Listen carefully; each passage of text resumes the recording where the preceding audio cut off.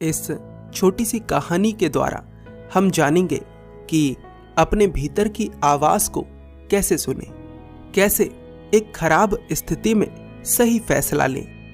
कई बार ऐसा होता है कि हमारे फैसले हमें पछतावे से भर देते हैं, दुख से भर देते हैं। इस कहानी के द्वारा आप जानेंगे कि कैसे ऐसे निर्णय लेने से बचा जाए जो आपके जीवन को पछतावे से भरते हैं। बहुत पुरानी बात है, किसी नगर में एक कंस नाम का सेठ रहता था जिसके पास अपार धन था, पर उसके भीतर का लालच भी अपार था। उसका लालच कुछ ऐसा था कि अगर किसी भिखारी के हाथ में भी उसे कोई टुकड़ा दिख जाए तो उसका मन होता था कि वह उस टुकड़े को भी छीन ले। लालच कंस की रग रग में भरा हुआ था। उसे शांति केवल धन में नजर आती थी।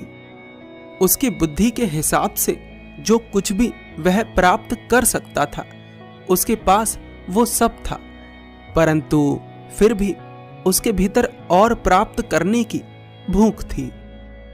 यह बात उस समय की है जब बुद्ध की मूर्तियां बनना शुरू हो गई थीं और लोग अपने अपने हिसाब से बुद्ध के प्रति श्रद्धा व्यक्त करते थे। एक दिन उस सेठ को किसी के द्वारा पता लगता है कि अगर उसे और भी अधिक समृद्ध होना है तो उसे एक मोती प्राप्त करना होगा। सेठ उस मोती के बारे में सुनकर बहुत प्रसन्न होता है और उस मोती के बारे में जानकारी इकट्ठा करने लगता है। सेठ को पता लगता है कि वह एक चमत्कारी मोती है और जो भी व्यक्ति उसे अपने घर में रखता है उसके घर की समृद्धि कई गुना बढ़ जाती है। फिर क्या था, सेठ उस मोती की तलाश में निकल पड़ता है। किसी के द्वारा सेठ को पता लगता है कि मोती एक राज्य में एक मंदिर में स्थित है। सेठ लंबा सफर तय कर उस मंदिर में पहुंचता है। जब सेठ उस मंदिर में पहुंचता है तो देखता है कि मंदिर में एक बहुत बड़ी बुद्ध की मूर्ति है और उस मूर्ति पर ही वह मोती लगा हुआ है। उस मोती को देखकर सेठ बहुत प्रसन्न होता है और ये योजना बनाने लगता है कि उस मोती को कैसे चुराया जाए। उस मोती के साथ कुछ अन्य मोती भी लगे हुए थे। सेठ अपने मन ही मन सोचता है कि वह सभी मोतियों को चुरा लेगा, पर दिन में यह कार्य करना संभव नहीं था, इसलिए वह रात होने का इंतजार करता है। रात होती है, सभी लोग सो जाते हैं। कंस मंदिर में प्रवेश करता है और मूर्ति के सामने जाकर खड़ा हो जाता है। जैसे ही कंस उस मूर्ति के मोती को तोड़ने का प्रयास करता है, एक आवाज आती है, क्या कर रहे हो कंस? किस उद्देश्य से कर रहे हो ये? कंस अचानक से डर जाता है और स्तब्ध रह जाता है। आवाज कहती है, कंस, पहले भी तुम इस तरह के कार्य कर चुके हो। क्या उन कार्यों ने तुम्हें शांति दी है? अगर तुम्हें शांति मिल गई होती तो तुम बार बार इस तरह के कार्य क्यों करते? प्रिय कंस, मैं तुम्हें बताना चाहता हूं, ये मोती मेरे किसी काम का नहीं है और ये तुम्हारे भी किसी काम का नहीं है। इस मोती के द्वारा तुम्हारे भीतर अपराधी भाव पैदा होगा। तुम जीवन भर खुद को छोटा समझोगे, खुद को बुरा समझोगे। ऐसे कृत्य मत करो जो तुम्हारे भीतर की शांति को भंग करें। जब तुम्हारे पास कम था तो तुम्हें ज्यादा का लालच हुआ, जब तुम्हारे पास ज्यादा आया तो तुम्हारे भीतर और ज्यादा का लालच आया, और जब तुम्हारे पास और ज्यादा आया तो तुम्हारा लालच और भी ज्यादा बढ़ गया। इसी तरह से लालच बढ़ता जा रहा है, पर क्या तुम जानते हो कि इसका अंत कहाँ है?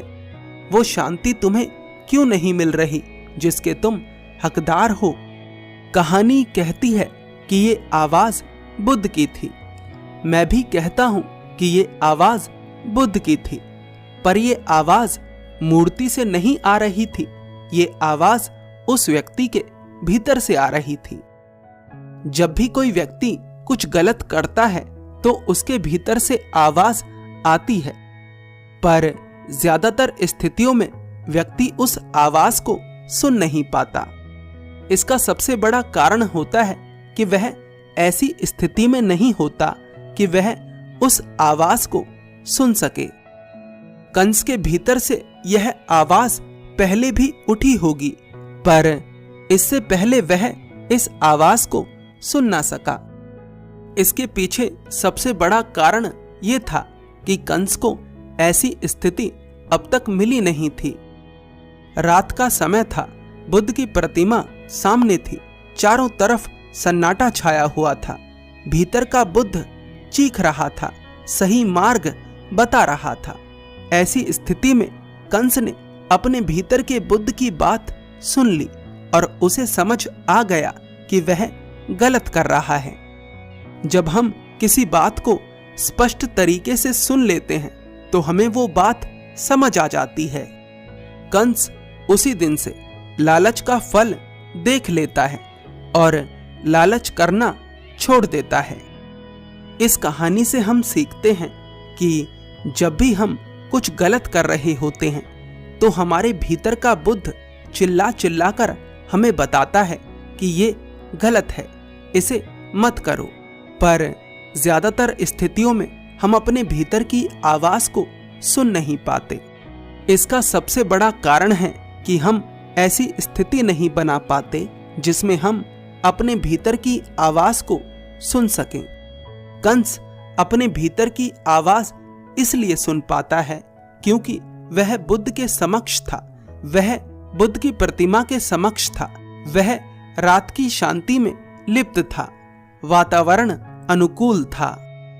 प्रश्न ये है कि आप अपने वातावरण को अनुकूल कैसे बना सकते हैं, कैसे आप अपने भीतर की आवाज को सुन सकते हैं। इस प्रश्न का उत्तर है ध्यान के द्वारा।